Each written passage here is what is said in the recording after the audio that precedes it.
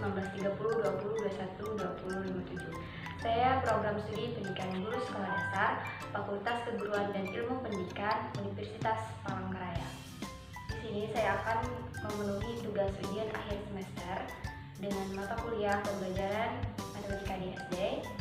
Di sini saya mengambil tema dari metode jarimatika dan membuat buku berjudul Belajar Berhitung dengan Jarimatika. Berikut buku yang saya buat. Yang pertama adalah sampul buku. Di buku yang saya tulis, saya menyiapkan ada 5 bab. Yang pertama, bab pertama saya mengambil tema metode jarimatika. Bagian A, pengertian metode. Lalu bagian yang kedua yaitu bagian B, pengertian jarimatika. Baik, sekarang kita masuk dalam penjelasan. Yang pertama, bagian A, pengertian metode, terdapat di halaman yang pertama. Dalam bahasa Inggris, metode berarti cara. Apabila kita kaitkan dengan pembelajaran, metode adalah cara yang digunakan guru dalam membelajarkan siswa. Karena metode lebih menekankan pada peran guru, istilah metode yang sering digandengkan dengan kata mengajar yaitu metode mengajar. Selanjutnya bagian B, pengertian jarimatika, terdapat di halaman 2 dan 3. Jarimatika adalah cara berhitung matematika untuk anak-anak dengan menggunakan jari tangan yang dikembangkan oleh Septi Penny Wulandani. Metode ini dikembangkan pada tahun 2000 sampai 2003 dan kemudian memulai dipublikasikan pertama kali pada tahun 2003 dalam buku Jarimatika Penambahan dan Pengurangan. Untuk bab yang selanjutnya yaitu bab 2, saya mengambil tema sejarah jarimatika. Bagian yang A yaitu hakikat metode jarimatika. Bagian yang B yaitu pengertian metode jarimatika. Bagian A, hakikat metode jarimatika, terdapat di halaman yang keempat. Di sana menjelaskan tentang sejarah jarimatika, yaitu metode yang dikembangkan oleh Septi Penny Wulandari.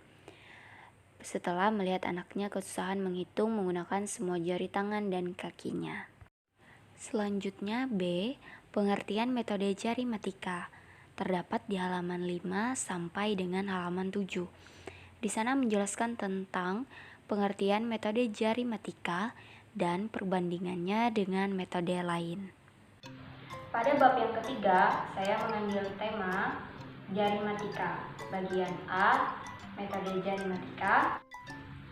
Bagian yang ke B, yaitu langkah-langkah penggunaan metode jarimatika. Bagian C, kelebihan dan kekurangan metode jarimatika. Bagian A, metode jarimatika, terdapat di halaman yang ke-8. Di sana menjelaskan tentang metode jarimatika. Bagian B, langkah-langkah penggunaan metode jarimatika, terdapat di halaman 9 dan halaman 10. Di sana menjelaskan kalau dalam operasi penjumlahan dan pengurangan, penyebutan bilangan dengan jari dimulai dari jari telunjuk kanan sebagai bilangan awal atau satuan dan jari kiri sebagai puluhan. Maka dalam perkalian dan pembagian, penyebutan bilangan dimulai dari jari kelingking sebagai bilangan terkecil dan ibu jari sebagai bilangan terbesar. Ini untuk membedakan antara operasi penjumlahan dan pengurangan dengan operasi perkalian dan pembagian. Selanjutnya bagian C, kelebihan dan kekurangan metode jarimatika, terdapat di halaman 11 dan halaman 12. Di sana menjelaskan tentang kelebihan dan kekurangan dari metode jarimatika. Selanjutnya masuk dalam bab yang keempat, saya mengambil tema penjumlahan dan pengurangan. Bagian A, operasi penjumlahan menggunakan jarimatika. Bagian B, operasi pengurangan menggunakan jarimatika. Bagian A, operasi penjumlahan menggunakan jarimatika, terdapat di halaman 13. Di sana menjelaskan tentang pengertian operasi penjumlahan dalam Jarimatika dan bagaimana mengenali bentuk-bentuk operasi penjumlahan dan formasi tangannya. Di sana juga dijelaskan tentang contoh penjumlahan dengan formasi dan langkah penyelesaian yang digunakan dalam Jarimatika. Berikutnya bagian B, operasi pengurangan menggunakan Jarimatika. Terdapat di halaman 14 sampai dengan halaman 16.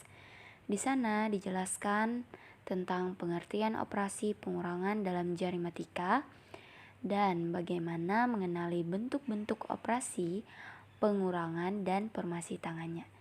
Di sana juga terdapat beberapa contoh bagaimana kita mengenali formasi dan lengkap penyelesaiannya dengan Jarimatika.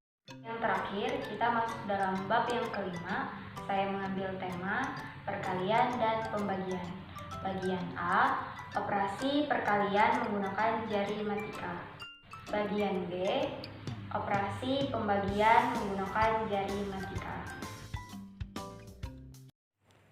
Bagian A, operasi perkalian menggunakan Jarimatika.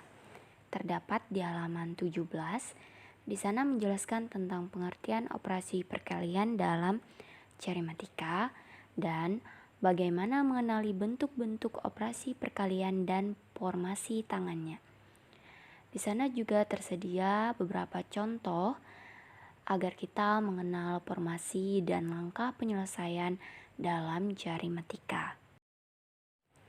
Yang terakhir di bagian bab 5 yaitu B, operasi pembagian menggunakan Jarimatika. Terdapat di halaman 18 dan halaman 19. Di sana menjelaskan tentang pengertian operasi pembagian dalam Jarimatika dan bagaimana mengenali bentuk-bentuk operasi pembagian dan formasi tangannya. Di sana juga kita dapat melihat berbagai contoh pembagian dan melatih formasi dan langkah penyelesaiannya dengan cara Jarimatika. Demikian isi buku yang saya tulis dengan judul Belajar Berhitung dengan Jarimatika. Kiranya buku tersebut dapat bermanfaat bagi kita semua.